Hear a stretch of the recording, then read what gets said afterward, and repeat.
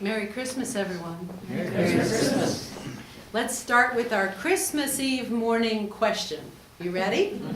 Are you awake? Yeah, sort of. Okay. Have you ever really,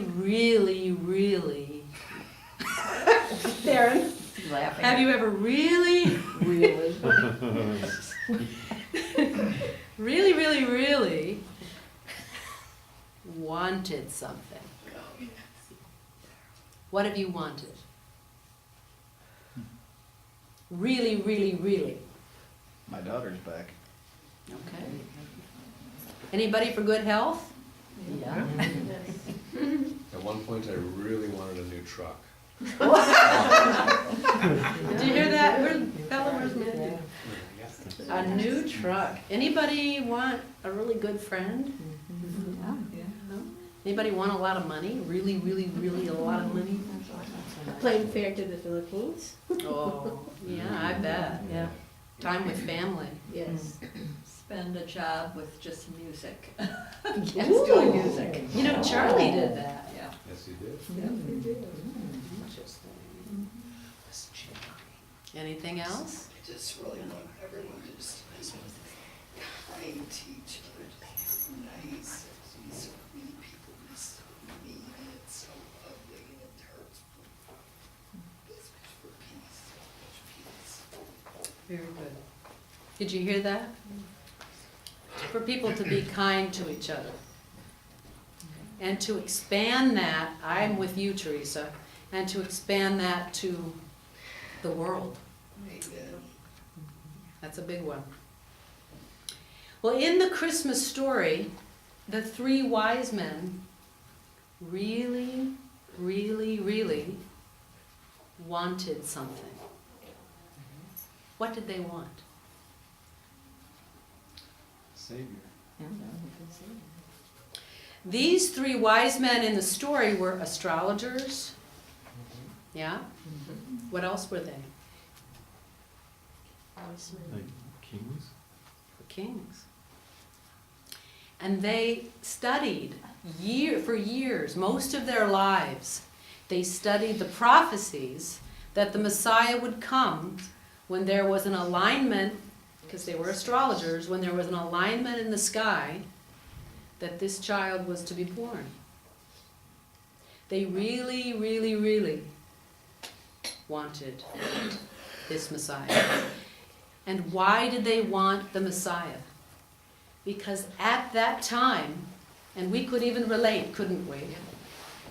At that time, the world was a very dark place. It was as if bullying, hey kids, you know the idea of bullying? It's as if bullying was the norm, and not only was bullying everywhere back when Christ was born, but it was actually thought to be okay. Now today we've evolved enough that most people know that it's not okay. But at that time, this is where human slavery, this is where abuses were everywhere. If you were not Roman, you were abused and you were enslaved. And that was the norm. Human life was not seen as precious. Taking human life was seen as sport. Yeah. So this, we can get a sense of how brutal this time was. And so these wise men that had studied the prophecies and studied the skies really wanted the signs to come. And they made their trip. They made their sacrifices because they knew that that which was holy was to be born when he was for us.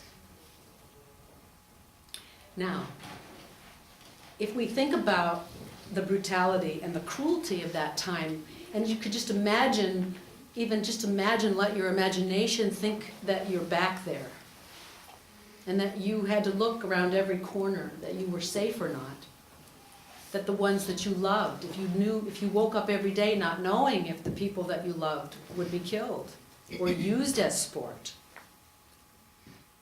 You can imagine what in God's world could ever turn this around. You can't really imagine what it would be. It would have to be something pretty strong, wouldn't it?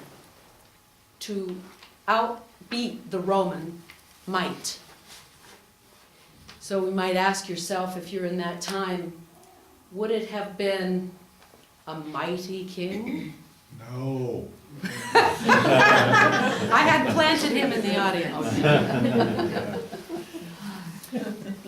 Would it have been a magic pill? No.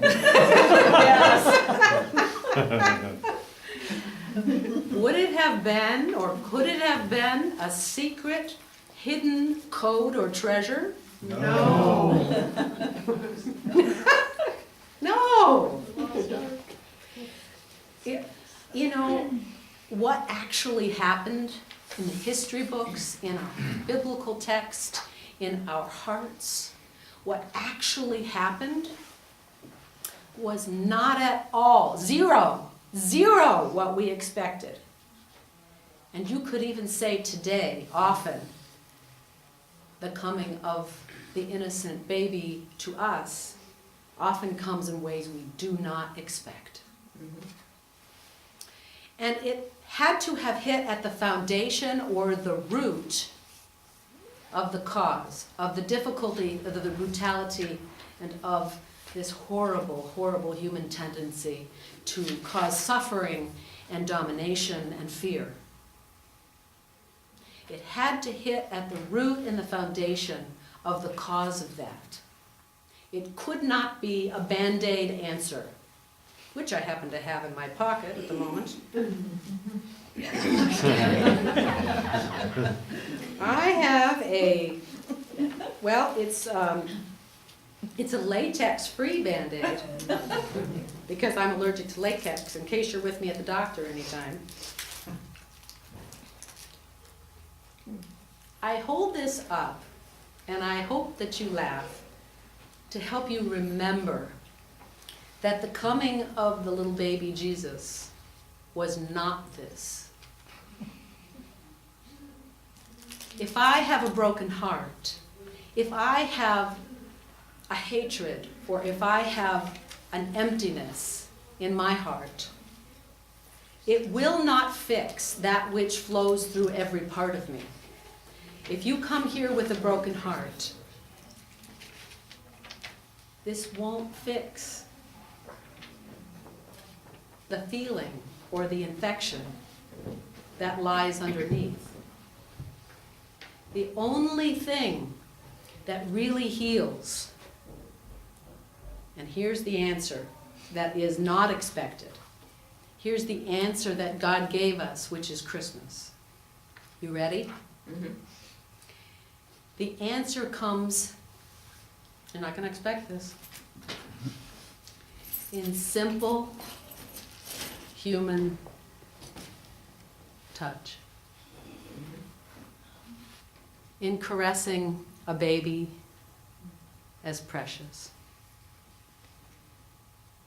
That's what heals hatred and vengeance and greed and domination and slavery. It's the opposite of what that was. It's a friendliness that stands ready to shake a hand and greet the neighbor. It's that goodwill that we feel this time of year.